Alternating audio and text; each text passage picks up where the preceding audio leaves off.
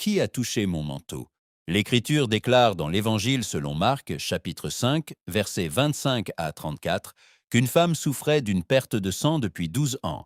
Elle avait dépensé tout ce qu'elle possédait sans trouver de solution.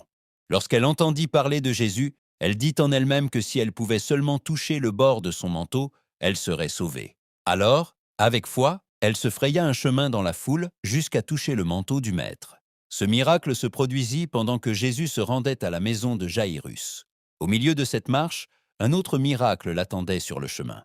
La Bible dit qu'une grande foule pressait Jésus. Beaucoup l'entouraient et le touchaient, mais au milieu de cette foule, il y avait un toucher différent, un toucher de foi venant d'un cœur désespéré. À cet instant, le miracle se produisit. La source de son sang se dessécha, et Jésus sentit qu'une puissance était sortie de lui. Alors il demanda « Qui a touché mes vêtements ?» Les disciples voyaient la foule pousser le Maître, mais Jésus ne parlait pas d'un simple contact. Il parlait d'un toucher de foi. Parmi de nombreuses mains, une seule foi activa la puissance de Dieu.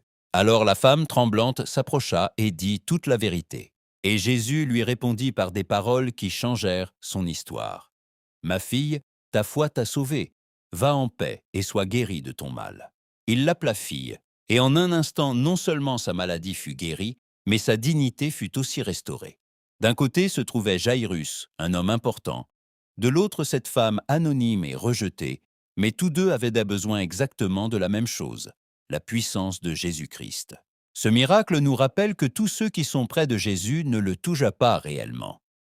Beaucoup l'entourent, mais seuls ceux qui s'approchent avec foi expérimentent sa puissance. Car lorsqu'une foi véritable touche Jésus-Christ, il commence à agir et ce qui semblait impossible se rend devant sa puissance. L'écho de la voix de Dieu.